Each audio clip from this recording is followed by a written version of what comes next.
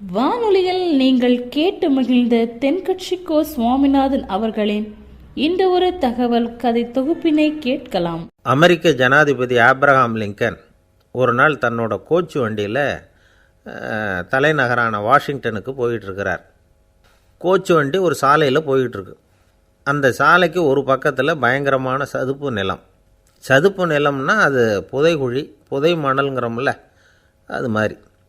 அந்த சதுப்பு நிலத்தில் யாராவது மாட்டிக்கிட்டா அவ்வளோதான், ஆளை கொஞ்சம் கொஞ்சமாக உள்ளே அமுக்கிவிடும். தப்பிச்சு கரையிறது கஷ்டம். அப்படிப்பட்ட நிலம் அது. ஆப்ரஹாம் லிங்கன் ஏதோ ஒரு முக்கியமான அரசாங்க வேலையாக போயிட்டு திரும்பி வந்துக்கிட்டு இருக்கிறார். அதனால் அந்த சமயத்தில் அவர் விலை உசந்த ஆடைகளை அணிஞ்சிருக்கிறார். அப்படி அவர் அந்த கோச்சு வண்டியில் வந்துக்கிட்டு இருக்கிறாரு. அந்த சமயத்தில் ஒரு காட்சி அவர் கண்ணில் பட்டுவிட்டது. என்ன தெரியுமா? ரோட்டுக்கு பக்கத்தில் இருந்த சதுப்பு நிலத்தில் ஒரு இளம் பன்றிக்குட்டி சிக்கிக்கிட்டு தவிச்சிக்கிட்டு இருக்குது. பரிதாபமாக கத்திக்கிட்டு இருக்குது. அதை பார்த்தார் லிங்கன். அவருக்கு என்ன மாதிரி ஆயிட்டுது. உடனே வண்டியை நிறுத்த சொன்னார். கீழே இறங்கினார். தன்னோட விலை உசந்த ஆடைகளை பற்றி லட்சியம் பண்ணவே இல்லை. தனக்கே ஆபத்து வரலாம்ங்கிறத பற்றியும் கவலைப்படலை. தான் ஒரு குடியரசுத் தலைவருங்கிறத பற்றியும் அவர் நினச்சி பார்க்கல. நேராக அந்த சதுப்பு நிலம் பக்கமாக போனார். அந்த சேத்துல இறங்கி பன்றிக்குட்டியை காப்பாற்றி கரைக்கு கொண்டுட்டு வந்து சேர்த்துட்டார். அதுக்கப்புறம் நிம்மதியாக கோச்சு வண்டியில் ஏறி வெள்ள மாளிகைக்கு வந்து சேர்ந்தார். ட்ரெஸ்ஸு, உடம்பு பூரா சேறு சகதி. பார்க்குறவங்களுக்கெல்லாம் ஆச்சரியமாக போச்சு. அவங்களுக்கு ஒன்றும் புரியல. இவர் நேராக ட்ரெஸ்ஸு மாற்றிக்கிறதுக்காக போனார். கோச்சு வண்டி ஓட்டிகிட்டு வந்தவங்கிட்ட போய் எல்லோரும் கேட்டாங்க, என்ன ஆச்சு அப்படின்னு. அவர் வர்ற வழியில் நடந்த விவரத்தை சொன்னார். ஆப்ரஹாம் லிங்கனுடைய இந்த இறக்க குணத்தை எல்லாரும் பாராட்டினாங்களாம், புகழ்ந்தாங்களாம். ஆனால் இதுக்கு லிங்கன் என்ன பதில் சொன்னார் தெரியுமா? தயவு பண்ணி இந்த புகழ்ச்சியான பேச்சையெல்லாம் ஒதுக்குங்க, அதெல்லாம் வேணாம். அந்த சின்ன பிராணி சகதியில் மாட்டிக்கிட்டு துடிச்சிக்கிட்டு இருந்தது, அதை பார்த்தேன். உடனே என்னுடைய இதயத்தில் ஒரு முள் தைச்சது மாதிரி ஒரு உணர்வு. அந்த முள்ளை பிடுங்கி எறிஞ்சேன், அவ்வளவுதான். உண்மையில் அந்த பிராணிக்கு நான் உதவினேங்கிறத விட எனக்கு ஏற்பட்ட இன்னலை போக்கிட்டேன் அப்படிங்கிறது தான் உண்மை. அதுதான் பொருத்தம். அப்படி இருக்கிறப்போ இதில் புகழறதுக்கு என்ன இருக்குது அப்படின்னாராம் ஆப்ரஹாம் லிங்கன். எவ்வளவு யதார்த்தமான வார்த்தைகள் பாருங்கள். இந்த காலத்தில் நம்மளையும் பல பேர் அப்படி உண்டு. நீச்சல் தெரியாத ஒரு ஆள் தண்ணியில் இறங்கிட்டான். தண்ணி ஆழங்கிறது அப்புறமா தான் தெரிஞ்சுது. தத்தளிக்க ஆரம்பிச்சிட்டான். வாழ்னு கத்துறான். கரையில் நின்றுக்கிட்டு இருந்த ஒருத்தர் இதை பார்த்தார். உடனே அவருக்கு இதயத்தில் முள் தைச்சது மாதிரி ஒரு உணர்வு. உடனே குபீர்னு தண்ணியில் பாய்ஞ்சார். அவரை காப்பாற்றி கரைக்கு கொண்டுட்டு வந்து சேர்த்தார். இதை பார்த்துக்கிட்டு இருந்த இன்னொருத்தர் காப்பாற்றின அந்த ஆளை பாராட்டி புகழ்ந்தார். என்ன புகழாதீங்க சார் அப்படின்னார் அவர். ஏன்னு கேட்டார் இவர். நான் அந்த ஆளை ஏன் காப்பாற்றினேன் தெரியுமா? அவன் நேற்றுக்கு என்கிட்ட 300 ரூபா கடன் வாங்கியிருக்கிறான். இவன் தண்ணியில் போட்டான்னா நான் கொடுத்த கடனும் தண்ணியில் போடும். அதனால தான் விழுந்து காப்பாற்றினேன் அப்படின்னா அந்த ஆள். அன்பாக இருக்கணும்னு அநேக பெரியவங்க சொல்லியிருக்கிறாங்க. நாமளும் அதை கேட்டுவிட்டு அன்பு காட்டுறதுக்கு தயாராக தான் இருக்கிறோம். அதை வாங்கிறதுக்கு தான் ஆளை காணும். இருந்தாலும் அன்பில் எத்தனையோ வகை உண்டு. அதை சரியாக புரிஞ்சுக்கிட்டு அதுக்கப்புறம் அன்பு காட்ட ஆரம்பிக்கணும். வகையை புரிஞ்சிக்காமல் அன்பு காட்டினா வம்புல மாட்டிக்க வேண்டியது தான். அன்புன்னா சாதாரணமாக நினச்சி விடாதீங்க. அதில் எவ்வளவு விதம் தெரியுமா? இரக்கம், கருணை, காருண்யம், பந்துத்துவம், பட்சம், பாசம், நேசம், விசுவாசம், அபிமானம், காதல், பக்தி, இப்படி பல விதமாக அதை பற்றி சொல்லி வச்சுருக்கிறாங்க பெரியவங்க. இந்த வார்த்தைகள்லாம் நாம் கேள்விப்பட்டது தான். இருந்தாலும் அதுகளுக்குள்ளே என்ன வித்தியாசம்னு கேட்டால் சரியாக சொல்ல தெரியாது. அதனால் இந்த வார்த்தைகளுக்கெல்லாம் பெரியவங்க என்ன விளக்கம் சொல்கிறாங்கன்னு இப்போ பார்க்கலாம். எளியவர்கள் மேலே செலுத்துகிற அன்பு இருக்கு பாருங்கள், அதுக்கு இரக்கம்னு பேர். அறிவு பலம், சரீர பலம், இது ரெண்டும் இல்லாதவங்க மேலே, அதாவது வலிமையற்றவர்கள் மேலே செலுத்துகிற அன்பு இருக்கு பாருங்கள், அதுதான் கருணை. எறும்புலேருந்து யானை வரைக்கும் சகல ஜீவராசிகள் மேலேயும் காட்டுற அன்புக்கு காருண்யம்னு பேர், ஜீவகாருண்யம். சிவி சக்கரவர்த்தி காட்டின அன்பு இந்த ரகம். உறவினர்கள், சொந்தக்காரங்க, அவங்க வசதியாக இருந்தாலும் வறுமையில் இருந்தாலும் வித்தியாசம் இல்லாமல் காட்டுற அன்பு இருக்கு பாருங்க, அதுக்கு பேர் பந்துத்துவம். ஒரு எஜமானன் வேலையாள்கிட்ட காட்டுற அன்பு இருக்கு பாருங்க, அதுக்கு பேர் தான் பட்சம். அவனும் தன்னை மாதிரி மனுஷன்தாங்கிற நினப்பு வேணும். ஒரு தாய் தன்னுடைய குழந்தை மேலே, ஒரு குழந்தை தன்னுடைய தாய் மேலே செலுத்துகிற அன்புக்கு பாசம்னு பேர். ஈருடல் ஓர் உயிர்னு நினைக்கிறது. இது ராமரும் கௌசலையும் இதுக்கு உதாரணம். தம்மை ஒத்த நண்பர்கள்கிட்ட செலுத்துகிற அன்புக்கு நேசம்னு பேர். வயசு, செல்வம், அந்தஸ்து இந்த வித்தியாசமெல்லாம் பார்க்காம அவங்க சுக துக்கத்தில் சமபங்கு எடுத்துக்கிறது இது. கிருஷ்ணன் குசேலர்கிட்ட காட்டினது இந்த ரகம். வேலை செய்கிறவன் முதலாளிகிட்ட காட்டுற அன்புக்கு விசுவாசம்னு பேர். தேசத்து மேலேயும் தாய்மொழி பேர்லையும் செலுத்துகிற அன்புக்கு அபிமானம்னு பேர். தேசாபிமானம்னு சொல்கிறோமே இதுதான். ஒரு கணவன் மனைவி பேரில் காட்டுற அன்புக்கு காதல்னு பேர். கடவுள் பேரில் செலுத்துகிற அன்புக்கு பக்தின்னு பேர். இப்படி அன்புல பல ரகம் இருக்கிறப்போ அதில் உள்ள வித்தியாசம் தெரியாமல் இடம் மாற்றி அன்பு காட்டினா இடைஞ்சல் தான். சரி, இந்த அன்பை பற்றி விஞ்ஞானம் என்ன சொல்லுது தெரியுமா? இதயத்தை பாதுகாக்கிறதுக்கு முக்கியமாக தேவைப்படுற ஒன்று இந்த அன்பு தான்னு சொல்லுது. நெதர்லாந்து விஞ்ஞானிகள் இதை ஆராய்ச்சி பண்ணியே கண்டுபிடிச்சிருக்கிறாங்க. கொஞ்சம் முயல் குட்டிகளை 2 பிரிவாக பிரித்தாங்க. 2 குரூப்புக்கும் கொழுப்பு அதிகமாக உள்ள ஆகாரத்தையே கொடுத்துக்கிட்டு வந்தாங்க. ஆனால் ஒரு குரூப்புக்கு வெறுமன ஆகாரத்தை கொடுத்ததோடு சரி, இன்னொரு குரூப்பு முயல்களுக்கு ஆகாரம் கொடுத்ததோடு நிறுத்திக்கல. அதுக்கு முன்னாடி கூண்டுகளை திறந்து விட்டு முயல்களை கொஞ்ச நேரம் எடுத்து கொஞ்சி விட்டு அதுக்கப்புறமா ஆகாரம் கொடுத்தாராம் ஆராய்ச்சியாளர். இந்த குரூப்புக்கு இதய பாதிப்பு 60% குறைச்சலாக இருந்துதான். சில நோயாளிகளுக்கு ஹார்ட் அட்டாக் வந்தாலும் அதை தாங்கிக்கிட்டு குணமாகிற சக்தி அதிகமாக இருக்குது. இது எப்படின்னு ஆராய்ச்சி பண்ணி பார்த்துருக்குறாங்க. அவங்கெல்லாம் மனைவி தன் பேரில் ரொம்ப அன்பாக இருக்கிறதாக நினைக்கிறவங்களாம் இருக்கிறாங்களாம். இதய நோயாளிகள் பல பேரை சந்தித்து இதய நோய் ஏற்பட என்ன காரணம்னு கேட்டிருக்கிறாங்க. அவங்க சொன்ன காரணம்லாம் சாப்பாடு சம்மந்தமாக இல்லையா, மனைவி அன்பா இல்லை, இப்படிப்பட்ட காரணத்தை தான் சொல்கிறாங்களாம். அதனால் இதயத்தை பாதுகாக்கணும்னு நினைக்கிறவங்க அடுத்தவங்க அன்பாக இருக்கிறது மாதிரி பார்த்துக்குங்க, அதுதான் முக்கியம். ஒருத்தர் முகம் பூரா பிளாஸ்டரி போட்டுக்கிட்டு வந்தார். ரொம்ப கோபமாக, என்னங்க ஆச்சுன்னு விசாரித்தேன். எல்லாம் உங்களால் தான் சார்னார். விவரமாக சொல்லுங்களேன். என்ன உங்கள் தகவலை கேட்டுவிட்டு ஒரு பூனைக்குட்டியை கையில் எடுத்தேன், அன்பாக அதை தடவி கொடுக்கறதுக்காக. ஆனால் அது முந்திக்கிட்டது, அது என் முகத்தை தடவி கொடுத்துட்டுது, முகம் பூரா நகை கீறல், அதுதான் இப்படி அப்படின்னார். அன்புல அறிவு சேராததுனால வந்த கோளாறு இது. ஒரு தெருவில் சில சிறுவர்கள் விளையாடிக்கிட்டு இருந்தாங்க. ஏதோ ஒரு உயரமான கல்லை நடுத்தெருவில் வச்சு அதை சுற்றி சுற்றி ஓடி வந்துக்கிட்டு இருக்கிறாங்க. அது என்ன விளையாட்டோ அவங்களுக்கு தான் தெரியும். கொஞ்ச நேரம் அப்படி விளையாடிக்கிட்டு இருந்தவங்க விளையாடி முடித்ததும் அந்த கல்லை நடுத்தெருவில் அப்படியே விட்டுவிட்டு அவங்கவுங்க வீட்டுக்கு ஓடி போயிட்டாங்க. அதுக்கப்புறம் அந்த வழியாக 2 பெண்கள் பேசிக்கிட்டே வந்தாங்க. பேச்சு சுவாரஸ்யத்தில் நடுத்தெருவில் இருந்த அந்த கல்லை கவனிக்கலை. காலில் இடிச்சுட்டுது, லேசாக ரத்தம் வந்துட்டுது, வலி தாங்கலை. காலில் இடிச்சுக்கிட்ட பொண்ணு திட்ட ஆரம்பிச்சுட்டுது. வர வர ஊர் உலகம் ரொம்ப கெட்டு போச்சு, யாருக்கும் பொறுப்பே கிடையாது பாரு, இப்படி நடுத்தெருவில் பொறுப்பு இல்லாமல் இப்படி கல்லை போட்டு வச்சுருக்குறாங்களே, இது நியாயமா அப்படின்னு சொல்லி இந்த சமூகத்தை கடுமையாக விமர்சனம் பண்ணிக்கிட்டு அவங்க போயிட்டாங்க. கொஞ்ச நேரம் கழித்து ஒரு வாலிபன் அந்த வழியாக வந்தான். அந்த கல்லை பார்த்தான், நின்னான், ஒரு நிமிஷம் யோசனை பண்ணான், என்ன பண்ணலாம்னு பார்த்தான். தன்னுடைய வீரத்தையும் பலத்தையும் காட்டணும்னு நினச்சான். பின்னாடி போனான். அப்புறம் வேகமாக ஓடி வந்து ஒரு சின்ன ஹை ஜம்ப் அப்படியே துள்ளி குதித்தான். துள்ளி குதித்து தாண்டி அந்த பக்கமாக போய் விழுந்தான். அப்படியே விசில் அடிச்சுக்கிட்டு அவன் பாட்டுக்கு நடந்து போகிறான். அடுத்தபடியாக ஒரு காதல் ஜோடி அந்த வழியாக வந்தது. நடுத்தெருவில் கண்ணில் பட்டது. அவங்க 2 பேரும் ரொம்ப நெருக்கமாக சேர்ந்து வந்துக்கிட்டு இருக்கிறாங்க. நடுவில் கல் இருக்கிறதுனால கொஞ்ச நேரம் 2 பேரும் விலகி மறுபடியும் இந்த பக்கம் வந்து சேர்ந்து போகணும். கொஞ்ச நேரம் நாம் பிரிய வேண்டி இருக்குதே அப்படின்னு வருத்தத்தோடு முணுமுணுத்துக்கிட்டே இந்த பக்கம் வந்தாங்க. அதுக்கப்புறம் வழக்கம் போல் சேர்ந்து அவங்க பாட்டுக்கு எதிர்காலத்தை பற்றி கற்பனை பண்ணிக்கிட்டே போயிட்டாங்க. கடைசியாக அந்த வழியாக பார்வை இல்லாத ஒருத்தர் வந்துக்கிட்டு இருக்கார். அவர் கையில் வழக்கமாக வச்சுருக்கிற அந்த ஊன்றுகோல், கையில் இருக்கிற அந்த ஊன்றுகோலால் தனக்கு முன்னாடி அப்படியும் இப்படியும் அப்படியே தட்டிக்கிட்டு பார்த்துக்கிட்டே அவர் மெதுவாக நடந்து வந்துக்கிட்டு இருக்கிறார். வழியில் இருக்கிற அந்த கல் தட்டுப்பட்டுது. உடனே நடுத்தெருவில் ஒரு கல் இருக்குங்கிறத அவர் புரிஞ்சுக்கிட்டார். உடனே குனிஞ்சார். அந்த கல்லை தடவி பார்த்து எடுத்தார். தெரு ஓரமாக கொண்டுட்டு போய் போட்டார். அதுக்கப்புறம் அவர் பாட்டுக்கு அவர் வழியில் நடந்து போனார்.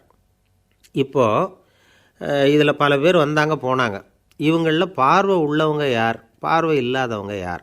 இப்படி ஒரு கேள்வி கேட்டால் என்ன பதில் சொல்ல முடியும்? கொஞ்சம் யோசித்து பார்த்தா இன்றைக்கி பல பேர் இப்படி தான் இருந்துக்கிட்டு இருக்கிறோம். ஒரு ஆள் பார்க்குறதுக்கு பெரிய மனுஷன் மாதிரி இருக்கார். ஒரு தெரு வழியாக நடந்து வந்துக்கிட்டு இருந்தார். இருட்டு நேரம். வழியில் ஒரு பெரிய கல் கிடந்தது, கருங்கல். பார்த்தார். கொஞ்ச நேரம் யோசித்தார். போய் தூக்கி பார்த்தா ரொம்ப கனமாக இருந்தது. இன்னொரு ஆள் சேர்ந்தால் தான் தூக்க முடியும். இவர் உடனே ரோட்டோரமாக போய் ஒரு மரத்தடியில் உட்காந்துக்கிட்டார். 2 பக்கமும் பார்த்துக்கிட்டே இருக்கார், யாராவது வர்றாங்களான்னு. கொஞ்ச நேரத்தில் ஒருத்தர் வந்தார், இவருக்கு தெரிஞ்சவர். என்னங்க இந்த நேரத்தில் இங்கே உட்காந்துருக்குறீங்கன்னு கேட்டார் அவர். அதோ அந்த கருங்கல் அப்படின்னு சுட்டி காட்டினார். ஓ, அதை தூக்கி ஓரமாக போடணுமா, வாங்க 2 பேரும் தூக்கலான்னார் வந்தவர். நான் அதுக்காக உட்காந்துருக்கலேன்னார் இவர். பின்ன வேறு எதுக்காகன்னார் அவர். ஒரு மனுஷன் கருங்கல்லில் காலை இடிச்சுக்கிட்டான்னா எப்படி துள்ளுவான்னு பார்க்கணுங்கிறது எனக்கு ரொம்ப நாளாக ஒரு ஆசை, அதுக்காக தான் உட்காந்துருக்கிறேன் அப்படின்னாராம். ஒருத்தர் சிகரெட்டும் கையுமா வந்தார். சார், இந்த புகைப்பிடிக்கிற பழக்கத்தை நிறுத்தி போடணும்னு தான் பார்க்குறேன், முடியலேன்னார். புகைப்பிடிக்கிறத நிறுத்துறது ரொம்ப சுலபம் சார் அப்படின்னார் இன்னொருத்தர். எப்படி சொல்கிறீங்கன்னு கேட்டார் அவர். நான் கூட ஏற்கனவே 10 தடவை அந்த பழக்கத்தை நிறுத்தி இருக்கிறேன் சார் அப்படின்னார் இவர். இதிலேருந்து என்ன தெரியுது? புகைப்பழக்கத்தை திடீர்னு விட்டு விடுறதுங்கிறது ரொம்ப கஷ்டம்னு தெரியுது. இருந்தாலும் இது சம்பந்தமான ஆராய்ச்சி, அனுபவம், இது 2ஐயும் அடிப்படையாக வச்சு சில வழிமுறைகளை சொல்கிறாங்க. அதாவது புகைப்பிடிக்கிறத நிறுத்துறதுக்கு 10 வழிகள் உண்டு அப்படின்னு சொல்கிறாங்க. அது என்னங்கிறத தெரிஞ்சுக்கிட்டால் உபயோகப்படுதான்னு பார்க்கலாமே. முதல் கருத்து என்னென்னா, கொஞ்ச நாளைக்கு புகைப்பிடிக்கிற நண்பர்களை விட்டு விலகி இருக்கணும். இதனால் புகைப்பிடிக்கிற ஆசை குறையும், அந்த பழக்கத்தை மறுபடியும் ஆரம்பிக்கப்படாதுங்கிற எண்ணம் உறுதிப்படும். 2வது கருத்து, புகைப்பிடிக்கிறதை எதிர்த்து தீவிரமாக பிரச்சாரம் செய்ய ஆரம்பிச்சிடணும். அது அடுத்தவங்களுக்கும் உபயோகப்படும், உங்களுக்கும் உபயோகப்படும். உங்கள் உள்ளுணர்வை அது தூண்டும், உங்களை உறுதி கொள்ள வைக்கும். 3வது கருத்து என்னென்னா, தினமும் 2 தடவை குளிக்கணும். எப்படி தெரியுமா? முதல்ல வெது வெதுப்பான தண்ணீர், அப்புறம் குளிர்ந்த தண்ணீர், இப்படி மாறி மாறி குளிக்கணுமா. 4வது கருத்து, உடற்பயிற்சிகள் செய்யணும். மூச்சு வாங்குகிற மாதிரியான பயிற்சிகள் ரொம்ப நல்லதான். பிராணாயாமம் அப்படிங்கிற மூச்சு பயிற்சி ரொம்ப நல்லதுங்கிறாங்க. அப்புறம் 5வது கருத்து, சாப்பாடு மிதமாக இருக்கணும், சீராக இருக்கணும். பச்சை காய்கறிகள், பழங்கள் சாப்பாட்டில் சேர்த்துக்கலாம். அடிக்கடி கொஞ்சம் கொஞ்சமாக சாப்பிட்டு ரத்தத்தில் சர்க்கரையின் அளவை பராமரிக்கணும். இது நரம்புகளை அமைதிப்படுத்தும். 6வது கருத்து என்னென்னா, ரொம்ப நேரம் பசியோடு இருக்கக்கூடாது. புகைப்பிடிக்கிறத நிறுத்த முயற்சி செய்யும் பொழுது எடை குறைப்பு நடவடிக்கைகளை மேற்கொள்ளக்கூடாது. 7வது கருத்து, காப்பி, தேநீர், மதுபானம், அப்புறம் போதைப் பொருள்கள் கலந்த உணவுகள் இதெல்லாம் வேணாம். புகைப்பிடிக்கிறத அதெல்லாம் ஊக்கப்படுத்தும். கடுகு, மிளகு, அப்புறம் காரமான பொருள்களை தவிர்க்கணும். உப்பு அளவை குறைக்கணும். தினமும் 10 குவளை தண்ணீராவது குடிக்கணும். வெறும் தண்ணி புகைப்பிடிக்கிற ஆவலை தணிக்குதான். 8வது கருத்து, கையில் சிகரெட்டு, புகையில ஏதாவது இருந்தால் உடனே தூக்கி எறிஞ்சிருங்க. அது கையில் இருக்கிற வரைக்கும் புகைப்பிடிக்கிற ஆசை வந்துக்கிட்டே இருக்கும். 9வது கருத்து என்னென்னா, இறை நம்பிக்கை உள்ளவங்க புகைப்பிடிக்கிற எண்ணம் வர்றப்போவெல்லாம் பிரார்த்தனை செய்ய ஆரம்பிச்சுடலாம். 10வது கருத்து, உங்களுக்கு ரொம்பவும் வேண்டியவங்க யாரோ அவங்கக்கிட்ட எல்லாம் நீங்கள் புகைப்பிடிக்கிறத நிறுத்தி விட்டதாக சொல்லிவிடுங்க. இந்த 10 வழிகளையும் கடைபிடிக்க ஆரம்பிச்சுட்டா புகைப்பிடிக்கும் பழக்கத்தை நிறுத்தி விடலாம் அப்படின்னு சொல்கிறாங்க அனுபவப்பட்டவங்க. முயற்சி பண்ணி பார்க்கலாம். ஒரு முக்கியமான இடத்துல நின்றுக்கிட்டு இருந்தார் ஒருத்தர். அங்கே இன்னொருத்தர், ஏன் சார் இந்த இடத்துல சிகரெட் பிடிக்கலாமா அப்படின்னு அனுமதி கேட்டார். இந்த இடத்துல சிகரெட் பிடிக்கக்கூடாதுங்க அப்படின்னாரு இவர். நீங்கள் இப்படி சொல்கிறீங்க, ஆனால் இந்த இடத்துல கீழே நிறைய சிகரெட் துண்டுகள் கிடக்குதே, அவங்கெல்லாம் யார்? அவங்கெல்லாம் உங்கள் மாதிரி என்கிட்ட அனுமதி கேட்காதவங்க அப்படின்னாராம் இவர். அவர் ஒரு பெரிய குடும்பத்தில் பிறந்தவர். இருக்கிற சொத்துக்கள் எல்லாத்தையும் வாரி வழங்கிவிட்டு காட்டுக்கு புறப்பட்டார் தவம் செய்கிறதுக்காக. இருந்தது பூராவும் கொடுத்துட்டார். இனிமேல் எதுவுமே இல்லை கொடுக்கறதுக்கு. அப்போது கடைசியாக ஒருத்தன் கையை நீட்டினான். ஐயா ஏதாவது கொடுங்கன்னா. அவர் பார்த்தார். கட்டியிருக்கிற வேட்டியை தவிர வேறு எதுவுமே இல்லை. 8 முழம் பட்டு வேட்டி, ஜரிகை கரையோடு இருக்குது. கடைசியாக அதை தான் எடுத்து கட்டிக்கிட்டு அவர் புறப்பட்டுக்கிட்டு இருக்கிறார். அவர் பார்த்தார், எதிரில் அவன் பரிதாபமாக நின்றுக்கிட்டு இருக்கிறான். அந்த 8 முழ வேட்டியை 2ஆக கிழிச்சார்.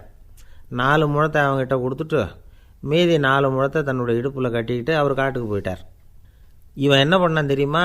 கையில் கிடைச்ச 4 முழத்தை எடுத்துக்கிட்டு கடை வீதிக்கு போனான். பழைய பட்டு வேட்டி, ஜருகை இதெல்லாம் விலைக்கு வாங்குகிற வணிகர் ஒருத்தர் இருந்தார். அவர்கிட்ட போனான். இதை விலைக்கு எடுத்துக்கிறீங்களான்னு கேட்டான். அவர் வாங்கி பார்த்தார். ஆகா, ரொம்ப அருமையான வேட்டி, விலை ஒசந்த ஜருகை, இது ஏது உனக்குன்னு கேட்டார். அவன் நடந்ததை சொன்னான். அப்படின்னா ஒன்று செய், இந்த வேட்டியோட இன்னொரு பாதியையும் மெதுவாக வாங்கிட்டு வந்துரு, உனக்கு நிறைய பணம் தரேன் அப்படின்னார் அந்த வணிகர். இவன் கொஞ்சம் யோசனை பண்ணி பார்த்தான். கொஞ்சம் இருங்க, தான் வந்துவிடுறேன் அப்படின்னு சொல்லிவிட்டு நேராக காட்டுக்கு போனான். அவர் எங்கே இருக்காருன்னு தேடி கண்டுபிடிச்சான். அவர் ஒரு இடத்துல தவக்கோலத்தில் இருக்கிறார். கட்டியிருந்த இடைவேட்டியும் அவரை அறியாமலே நழுவி கீழே விழுந்து கிடக்குது. இவனுக்கு ரொம்ப வசதியாக போச்சு. அவரை கேட்க வேண்டிய அவசியமே இல்லை. மெதுவாக சத்தம் போடாமல் அடிமேல் அடி வச்சு நெருங்கினான். அவர் கண்ணை மூடிக்கிட்டு அவர் பாட்டு நின்றுக்கிட்டு இருக்கார். இவன் மெதுவாக போய் கீழே கிடந்த அந்த துணியை எடுத்துக்கிட்டு சத்தம் போடாமல் திரும்பி நடந்தான். அப்படி கொஞ்சம் தூரம் நடந்திருப்பான். அப்படி ஓட ஆரம்பிக்கிற சமயத்தில் அவன் காலில் கீழே கிடந்த முள் ஒன்று நறுக்குன்னு தைச்சி விட்டுது. வலி தாங்க முடியாமல் அம்மான்னு கத்திவிட்டான். இந்த சத்தத்தினால கண்ணை மூடி நின்றுக்கிட்டு இருந்த அவர் தவம் கலைஞ்சிது. மெதுவாக கண்ணை திறந்து பார்க்குறார். தன் இடையில இருந்த வேட்டி அவன் கையில் இருக்குது.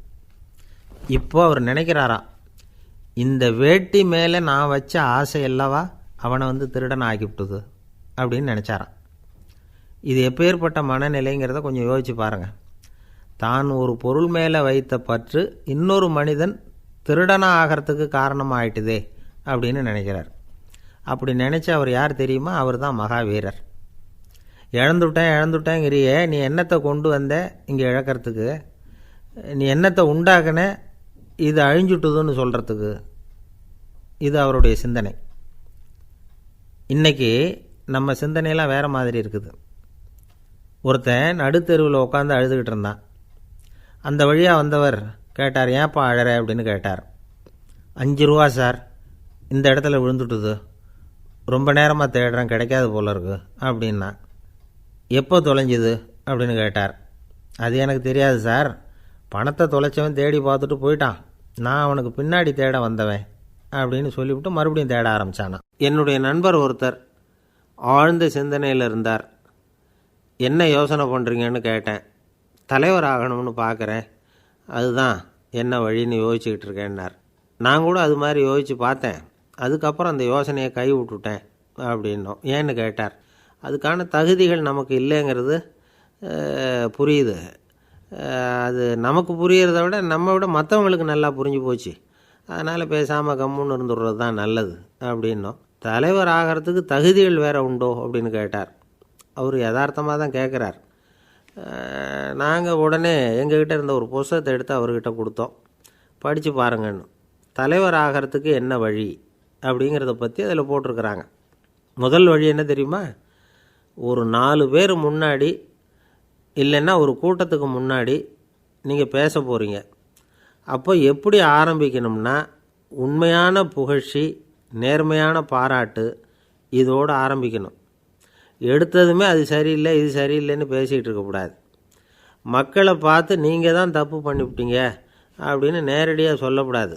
தவறு இருந்தாலும் அதை மறைமுகமாக ஏதாவது கதை சொல்லி அதிலேருந்து அவங்க புரிஞ்சுக்கிற மாதிரி செய்யணும்.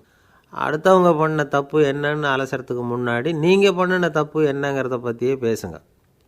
எதுக்கும் நேரடியாக உத்தரவு போட்டுக்கிட்டு இருக்கக்கூடாது. இதை நீங்கள் செய்யணும் அப்படின்னு சொல்கிறதுக்கு பதிலாக நீங்கள் இப்படி செஞ்சால் எப்படி இருக்கும் அப்படின்னு கேள்வி மாதிரி கேட்கணுமா. இப்படி கேட்டால் அது உத்தரவு மாதிரி தெரியாதான். அடுத்தவங்க மரியாதையை காப்பாற்றுறது மாதிரி பேசணுமா. உங்கள் பேச்சு இன்னொருத்தரை அவமானப்படுத்துறது மாதிரி இருக்கக்கூடாதான். ஏண்டா இவங்கிட்ட போய் மாட்டிக்கிட்டோம்னு யாரும் நினச்சிடக்கூடாது. ஒவ்வொரு சின்ன வளர்ச்சியையும் பாராட்டணும். வெற்றி சாதாரணமாக இருந்தாலும் பாராட்டாமல் இருந்துடக்கூடாது. பாராட்டும் பொழுது தாராளமாக இருக்கணும். குறை சொல்லும் பொழுது கவனமாக இருக்கணும். வாய்க்கு வந்தபடி பேசிவிட்டால் அதுக்கப்புறம் வகையாக மாட்டிக்கிட்டு முழிக்க வேண்டியிருக்கும். நீங்கள் பேசுகிறது இன்னொருத்தருக்கு ஒரு கௌரவத்தையும் மரியாதையும் உண்டு பண்ணுறது மாதிரி இருக்கணும். நீங்கள் பேசுகிறது அடுத்தவங்களுக்கு இருக்கிற கொஞ்ச நெஞ்ச மரியாதையும் எடுத்து விடுறது மாதிரி இருக்கக்கூடாது. உங்கள் பேச்சை கேட்டால் கேட்குறவங்களுக்கு ஒரு ஊக்கம் வரணும், உற்சாகம் வரணும். தவறு எதுவாக இருந்தாலும் அதை சுலபமாக திருத்திக்கலாம், சரி பண்ணிக்கலாங்கிறது மாதிரி இருக்கணும் உங்கள் பேச்சு. அடுத்தவங்களை சந்தோஷப்படுத்துங்க. உங்கள் யோசனையை கேட்டு நடந்துக்கிறதுனால அந்த சந்தோஷம் அவங்களுக்கு கிடைக்கணும். இந்த தகுதியெல்லாம் உங்ககிட்ட இருந்தால் நீங்கள் ஒரு சிறந்த தலைவராகலாம் அப்படின்னு அந்த புஸ்தகத்தில் போட்டிருக்குது. இந்த காலத்தில் தலைவர் ஆகிறதுக்கு வேறு சில தகுதிகள்லாம் கூட தேவைப்படுது. ஒரு புள்ள தன்னுடைய அப்பா கிட்ட, அப்பா உன்ன மாதிரியே நானும் அரசியலில் சேரணும், தலைவர் ஆகணும்னு ஆசைப்படுறேன், இன்னையிலேருந்து எனக்கு அரசியல் பாடம் கற்றுக் கொடு அப்படின்னு கேட்டிருக்கான். அவரும் சரின்னு சொல்லிவிட்டு ஒரு பெரிய ஏணியை எடுத்துகிட்டு வந்தாராம். ஒரு செவுத்தில் சாத்தினார். இந்த ஏணியில் ஏறி உயர போய் அங்கே பரன் மேலே இருக்கிற ஒரு புத்தகத்தை எடுத்துகிட்டு வாடான்னு இருக்கார். மகனை பார்த்து, அப்பா ஏணி ரொம்ப உயரமாக இருக்குது, நீ ஜாக்கிரதையாக இதை பிடிச்சிக்கோ, நான் ஏறி போகிறேன் அப்படின்னு நான் பையன். பயப்படாத, நான் பார்த்துக்கிறேன்னார் அப்பா. பையன் ஏணியில் ஏறினா உச்சிக்கு போனதும் அப்பா கையை எடுத்துட்டார். ஏணி அப்படியே சரிஞ்சுட்டுது. பையன் பொத்துன்னு கீழே விழுந்துட்டான். இடுப்பை பிடிச்சிக்கிட்டே எழுந்திரிச்சான். என்னப்பா இது, இப்படி என்னை ஏற விட்டுட்டு கையை விட்டுட்டியே, இப்படி கை விடலாமா அப்படின்னு கத்தியிருக்கான். அப்பா நிதானமாக சொன்னாராம், அவசரப்படாதேப்பா, அரசியலில் இதுதான் முதல் பாடம், பெத்த அப்பனாக இருந்தாலும் அவனை நம்பாதே அப்படின்னு உபதேசம் பண்ண ஆரம்பித்தாராம். இந்த உலகத்தில் எவ்வளவோ உயிரினங்கள் இருக்குது. ஒவ்வொன்றும் ஒவ்வொரு விதமாக சண்டை போடுது. இப்போ 2 மாடு சண்டை போட்டுக்குதுன்னு வச்சுக்கோங்க, என்ன பண்ணும்? 2 முட்டிக்கும். அதுக்கு சண்டை போடுறதுக்கு ஆயுதமாக உபயோகப்படுறது அதோட கொம்பு. 2 சேவல் சண்டை போட்டுக்குதுன்னு வச்சுக்கோங்க, அதுக்கு ஆயுதமாக உபயோகப்படுறது அதோட கால் நகம். காலால் தான் அது ஒன்றோட ஒன்று சண்டை போட்டுக்கும். ஆனால் 2 மனுஷன் சண்டை போட்டுக்கிறான்னு வச்சுக்கோங்க, இவன் இன்னதை தான் ஆயுதமாக உபயோகப்படுத்துவான்னு குறிப்பிட்டு சொல்ல முடியாது. கல்லை எடுப்பான், கத்தி எடுப்பான், துப்பாக்கி எடுப்பான், என்ன வேணாலும் பண்ணுவான். வாயால் திட்டுவான், கையால் அடிப்பான், காலால் உதைப்பான், சகலகலா வல்லவன். விலங்குகள்லாம் பொதுவாக வாயை சாப்பிட்றதுக்கு மட்டும்தான் உபயோகப்படுத்துது. ஆனால் இவனுக்கு சாப்பிட்றதுக்கும் அதுதான், சாப்பிட்டு விட்டு திட்டுறதுக்கும் அதுதான். ஆனால் ஒரு விஷயத்தில் மட்டும் கெட்டிக்கிறேன். அதாவது நாம் சண்டை போட்டுக்கிட்டாலும் பரவாயில்லை, கோழிகள் சண்டை போடாமல் இருக்கணும் அப்படின்னு ஆசைப்படுறான். எதுக்காக? கோழிகள் சண்டை போடாமல் இருந்தால் நிறைய முட்டைகள் போடுமா, அதுக்காக தான் இந்த அக்கறை. கோழி பண்ணை வச்சுருக்கிறவங்களுக்கு இது ஒரு பெரிய பிரச்சனை. அதாவது பண்ணையில் இருக்கிற கோழிகளுக்குள்ளே அடிக்கடி சண்டை வந்துடும். அதனால் முட்டை உற்பத்தி குறைஞ்சிரும். சரி, இதுக்கு என்ன பண்ணுறது? பண்ணையில் போய் உட்காந்துக்கிட்டு தினமும் பஞ்சாயத்து பேசிகிட்டு இருக்க முடியுமா? அமெரிக்காவில் கோழி பண்ணை வச்சுருக்கிற ஒருத்தர் இதை பற்றி யோசனை பண்ணி பார்த்தாராம். ஒரு வழியையும் கண்டுபிடிச்சிருக்கார். கோழிக்கெல்லாம் மூக்கு கண்ணாடி மாட்டி விட்டுட்டோம்னா அது சண்டை போடுற குணம் குறைஞ்சிரும், முட்டை அதிகமாகிடும். அந்த கண்ணாடியில் உள்ள லென்ஸு சிவப்பு நிறத்தில் இருக்கணும், அவ்வளவுதான் அப்படின்னு அவர் கண்டுபிடிச்சாராம். இது ஏற்கனவே நடைமுறையில் கண்டுபிடிக்கப்பட்ட ஒரு விஷயம். ஆனால் எல்லா கோழிக்கும் சிவப்பு மூக்கு கண்ணாடி எப்படி மாட்டி விட்றது? அப்படியே மாட்டி விட்டாலும் அது நழுவாமல் இருக்கணுமே. இப்போ நாமெல்லாம் நடு விரலால் மூக்கு கண்ணாடி நடுவில் தொட்டு அப்படி ஸ்டைலாக சரி பண்ணிக்கிறோம். அது மாதிரி கோழி எப்படி சரி பண்ணிக்கும்? இதுதான் பிரச்சனை. இதுக்கு அவர் என்ன வழி கண்டுபிடிச்சாருன்னா, கோழிக்கெல்லாம் மூக்கு கண்ணாடிக்கு பதிலாக விழியொட்டு வில்லைகள், காண்டாக்ட் லென்ஸ், அதை பொருத்தி விட்டா என்ன அப்படின்னு யோசனை பண்ணார். அதே மாதிரி பண்ணார். அதே மாதிரி செஞ்சு பார்த்தார், வெற்றி. அதுக்கப்புறம் கோழியெல்லாம் சண்டை போட்டுக்கலையாம், சமாதான பிரியர்கள் ஆகிட்டு தான். கோழிகளுக்கு இயல்பாகவே சண்டை போடுற குணம் உண்டு. ஆனால் அதோட கண்ணுக்கு பார்க்குற பொருள்லாம் ரோஜா நிறத்துலையோ அல்லது இன்னும் சொல்லப்போனால் அழுத்தமான சிவப்பு நிறத்துலையோ தெரிஞ்சதுன்னா சண்டை போடுற குணம் குறைஞ்சிருதான். அந்த சமயத்தில் அது அதிகமாகவும் முட்டையிட ஆரம்பிச்சுடுதான். அதே நேரத்தில் இறை எடுக்கிறத கூட குறைச்சிக்குதான். இது ஏன் இப்படி பண்ணுதுங்கிறது விஞ்ஞானிகளுக்கு இன்னமும் புரியலையா. எப்படியோ அமெரிக்க கோழிகள்லாம் காண்டாக்ட் லென்ஸ் பொருத்திக்க ஆரம்பித்தாச்சு. கோழி கழுத்தை பிடிச்சிக்கிட்டு ஒரு சில வினாடிகளில் அதை பொருத்தி விட்றாங்களாம். கோழியோட ஆயுள் பூரா அது அப்படியே இருக்குமா. பண்ணையில் முட்டை உற்பத்தி குறைஞ்சா இது மாதிரி விஞ்ஞானபூர்வமாக பரிகாரம் தேடுறது தான் நல்லது. நமக்கு வேண்டியப்பட்ட ஒருத்தர், அவர் ஒரு கோழி பண்ணை வச்சுருந்தார். அந்த பண்ணையில் பாதி கோழி திடீர்னு செத்து போச்சு. உடனே ஒரு கால்நடை மருத்துவர்கிட்ட போக வேண்டியது தானே. அங்கே போகல. உள்ளூரில் மந்திரம் பண்ணிகிட்டு இருந்த ஒரு சாமியார்கிட்ட போனார். அவர் காலில் விழுந்தார். சாமி, என் பண்ணையில் பாதி கோழி செத்து போட்டுதுன்னார். சாமியார் யோசனை பண்ணார். சரி, பண்ணையில் வாசப்படி கிழக்கு பக்கமாக வச்சுருக்கியா மேற்கு பக்கமாக வச்சுருக்கியான்னு கேட்டார். கிழக்கு பக்கமாக இருக்குன்னார் அவர். அதுதான் தப்பு, மேற்கு பக்கமாக அதை மாற்று, சரியாக போடும்னாராம். அதே போல் இவர் போய் மாற்றிவிட்டார். அப்பவும் பாதி செத்து போச்சு. மறுபடியும் சொன்னார், சாமி மறுபடியும் பாதி கோழி செத்து போட்டுதேன்னார்.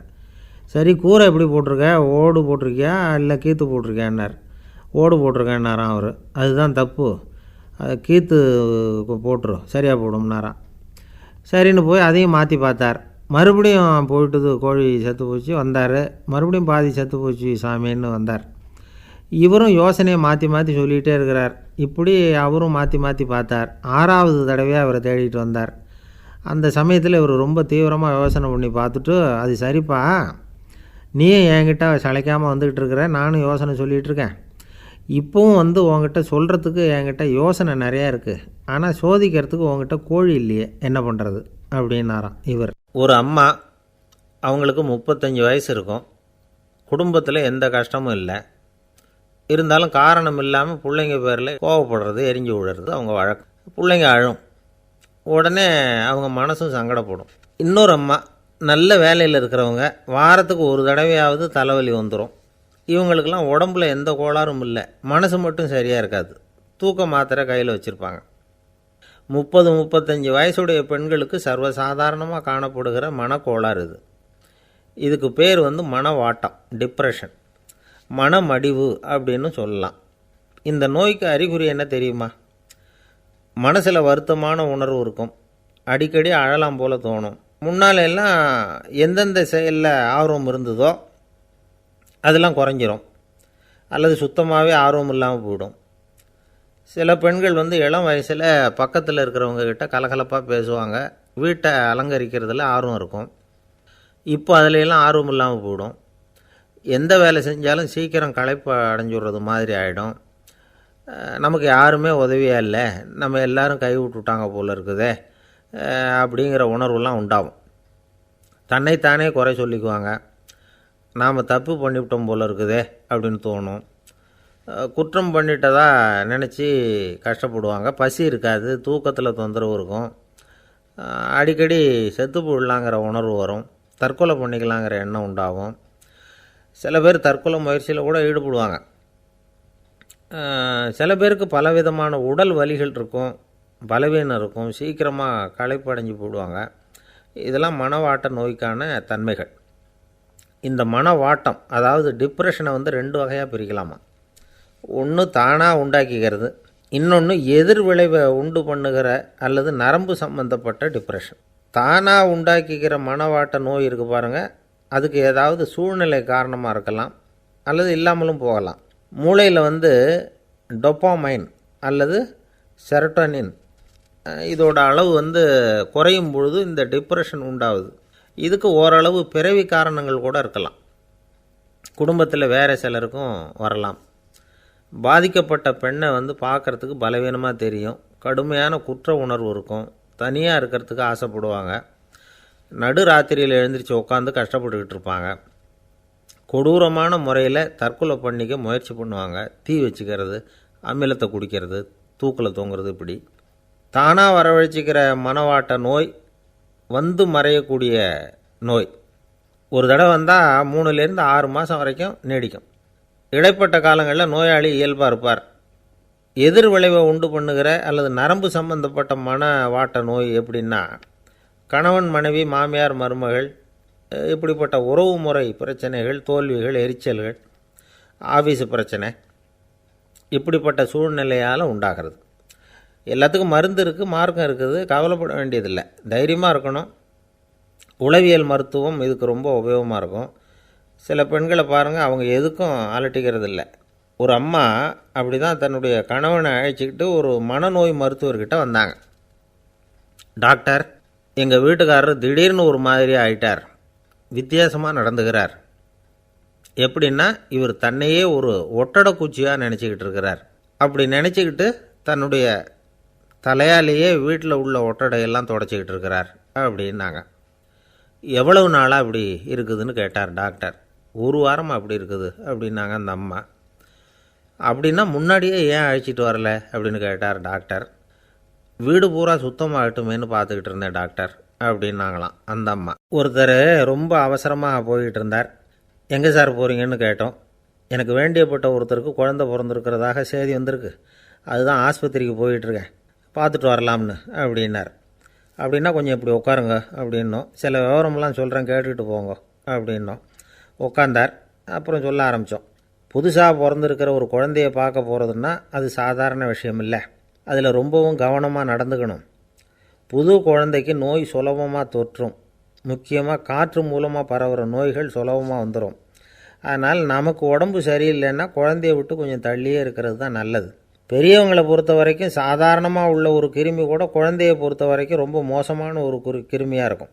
சில வெளிநாடுகளில் எப்படி தெரியுமா, பிறந்த குழந்தை தூங்கிக்கிட்டு இருக்கிற ஒரு ரூமுக்கு போகணும்னா போகிறவங்க முகமூடி போட்டுக்கணும், காலணிகளை மாற்றிக்கணும், அவ்வளவு சுத்தமாக உள்ளே போய் பார்த்துட்டு வரணும்.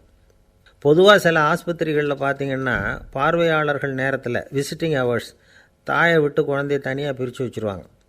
எதுக்குன்னு நினைக்கிறீங்க? அந்த நேரம் பல பேர் வருவாங்க போவாங்க, அவங்க கை கால் சுத்தமாக இருக்காது, சுத்தம் இல்லாத கைகள் மூலமாக கிருமிகள் பரவும், சுத்தமில்லாத கைன்னா மண்ணு தூசி படிஞ்சிருக்கிற கை மட்டும் தான் அர்த்தம் இல்லை. சாலையில் கையை வீசிக்கிட்டு நடந்து வர்றீங்க, குழந்தைய பொறுத்த வரைக்கும் அது கூட சுத்தமில்லாத கை தான். தாயை தவிர மற்றவங்க குழந்தைய தூக்காமல் பார்த்துக்கிறது நல்லது. தாய் கூட அளவோடு கொஞ்சிறதோடு நிறுத்திக்கணும். புதுசாக ஒரு குழந்தைய பெற்றுருக்கிற பொண்ணுக்கிட்ட மற்ற தாய்மார்கள் ஏதாவது சொல்லிக்கிட்டே இருப்பாங்க. குழந்தைய அப்படி வளர்க்கணும், இப்படி வளர்க்கணும் அப்படின்னு ஏதாவது அட்வைஸ் பண்ணிக்கிட்டே இருப்பாங்க. இப்படி ஓவராக அறிவுரை பண்ணுறது அந்த பொண்ணை குழப்பி விட்டுரும். அதனால் அப்படிலாம் பண்ணக்கூடாது. அந்த பெண்ணே ஏதாவது கேட்டால் கூட டாக்டர் சொல்ல வேண்டிய விவரங்களையெல்லாம் நாமே சொல்லிகிட்டு இருக்கக்கூடாது. புதுசாக பிறந்திருக்கிற குழந்தைய மட்டும்தான் இப்படி பார்க்கணும்னு இல்லை. ஒரு நோயாளி குழந்தைய பார்க்க போகிறதுனா கூட ரொம்ப எச்சரிக்கையாக தான் நடந்துக்கணும். ஒரு தின்பண்டமோ விளையாட்டு சாமானோ அந்த குழந்தைக்கு நாம் வாங்கிட்டு போகிறதா வச்சுக்குவோம். அதை நேராக கொண்டுகிட்டு போய் அந்த குழந்தைகிட்டே கொடுக்கக்கூடாது. அதோட அப்பா அம்மாக்கிட்ட ரகசியமாக கொடுக்கலாம். அவங்க முடிவு பண்ணட்டும் குழந்தைகிட்ட அதை கொடுக்கலாமா வேண்டாமாங்கிறத. அவங்களுக்கு தான் தெரியும் அதோட மனசும் உடம்பும். உங்கள் அக்கறையை காட்டுறதா நினச்சிக்கிட்டு குழந்தை வாயில் எதையும் கொண்டுட்டு போய் போடாதீங்க. போகிறப்போ உங்கள் வீட்டு குழந்தையும் அழைச்சிட்டு போகாதீங்க. இது நோயை வாங்கிட்டு வந்துடும், அல்லது புதுசாக ஒரு நோயை அதுக்கிட்ட கொடுத்துட்டு வந்துடும். என்னதான் உங்களுக்கு பழக்கமான குழந்தையாக இருந்தால் கூட அதுக்கு விருப்பம் இல்லைன்னா பேசக்கூடாது. அங்கே போய் அவங்க பள்ளிக்கூடத்தை ஞாபகப்படுத்திகிட்டு இருக்கக்கூடாது. நோயில் இருக்கிறப்ப ஸ்கூலை பற்றி பேச அது விரும்பாது. ஆஸ்பத்திரியை விட்டு வெளியில் புறப்படுறப்போ குழந்தைகிட்ட சொல்லணும்னு அவசியம் இல்லை. அதோட அப்பா அம்மா கிட்ட சொல்லிவிட்டு புறப்பட்டா போதும். குழந்தை கோபிச்சிக்காது.